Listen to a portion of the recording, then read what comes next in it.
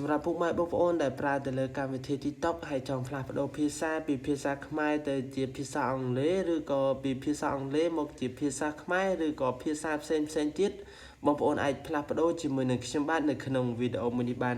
អូខេគ្រប់ជំរាបសួរក៏ដូចជាសួស្តីទៅកាន់ពុកម៉ែបងប្អូនទាំងអស់គ្នាត្រឡប់មកជួបជាមួយនឹងខ្ញុំបាទប៉ាត្រីបន្តទៀតជាមួយនឹង PPY Channel របស់ខ្ញុំបាទផងដែរវីដេអូមួយនេះខ្ញុំនឹងចែករំលែកពុកម៉ែបងប្អូន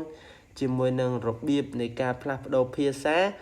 នៅក្នុង app TikTok ផ្ទាល់តែម្ដងអញ្ចឹងបើសិនជាបងប្អូនយើងត្រូវការផ្លាស់ប្ដូរភាសាបងប្អូនយើងអាចកំណត់បានជាមួយនឹងខ្ញុំបាទនៅក្នុងវីដេអូមួយនេះជំហានដំបូងគឺយើងត្រូវចូលទៅក្នុងកម្មវិធី TikTok បន្ទាប់មកទៀតបងប្អូនយើងមើលកន្លែងប្រវត្តិរូបនេះចុចលើវាមកខាងក្រោមហ្នឹងបងប្អូនហើយចុចទៅលើសញ្ញាត្រេ3ខាងលើនេះហើយខាងក្រោមគេនឹងឃើញពាក្យថាការកំណត់និងឯកជនភាពអញ្ចឹងបងប្អូនយើងគ្រាន់តែចុចទៅលើការកំណត់និងឯកជនភាពនេះមកហើយអុសខាងក្រោមបន្តិចបងប្អូនយើងនឹងឃើញពាក្យគេដាក់អក្សរ A ហើយគេដាក់ភាសាអញ្ចឹងយើងចុចលើភាសាមកហើយកន្លែងនេះបន្តទៀតដាក់ថាភាសាកម្មវិធីអញ្ចឹងបងប្អូនយើងចុចទៅលើភាសាកម្មវិធីហើយកំណត់មកនឹងឯភាសាnàoដែលបងប្អូនយើងត្រូវការយើងជ្រើសរើសភាសាហ្នឹងទៅបងប្អូនយើងប្រើជាភាសាអារ៉ាប់ភាសាអង់គ្លេសភាសាកូរ៉េមាននៅនឹងទាំងអស់អញ្ចឹងបើសិនជាបងប្អូនយើងត្រូវការដាក់ភាសាអង់គ្លេសអញ្ចឹងយើងថេចភាសាអង់គ្លេសហើយចុចពាក្យថារួចរាល់អញ្ចឹងរាល់អក្សរទាំងអស់កន្លែងហ្នឹងគឺគេបង្ហាញជាភាសាអង់គ្លេសវិញតែម្ដងហើយបើសិនជាបងប្អូនយើងត្រូវការដាក់ជាភាសាខ្មែរវិញហ្នឹងហើយអញ្ចឹងខ្ញុំបង្ហាញម្ដងទៀតយើងចូលកន្លែងក្នុងកម្មវិធី TikTok ហើយយើងចូលកន្លែងសញ្ញា profile ហ្នឹងហើយគេដាក់ profile នេះហើយយើងចុចកន្លែងសញ្ញាត្រេ3មកហ្នឹងហើយបន្ទាប់មកគេដាក់ថា setting and privacy សញ្ញា setting នេះហើយយើងចុចទៅលើពាក្យថា setting and privacy មកអូខេ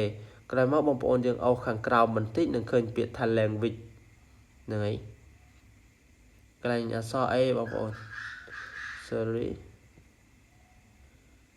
នេះកន្លែងអក្សរ A នេះគេដាក់ពាក្យថា language អញ្ចឹងយើងចុចទៅលើពាក្យថា language នឹងមកនឹងឃើញគេដាក់ថា app language អញ្ចឹងចុចលើវាទៀតអូខេហើយយើងចង់ដាក់ភាសាអីខ្ញុំឧទាហរណ៍ថាយើងដាក់ភាសាខ្មែរយើងចុះយើងអត់ទាន់តែឃើញពាក្យថាខ្មែរបែបនេះយើងថេចបែបនេះមកអូខេវានឹងហើយយើងចុចពាក្យថាដានខាងលើនេះសិនបងប្អូនចុចពាក្យថាដានមកយើងជ្រើសរើសភាសាហើយយើងចុចពាក្យដានមករាល់អក្សរទាំងអស់វានឹងលោតជាភាសាខ្មែរដែលយើងកំណត់មិញហ្នឹង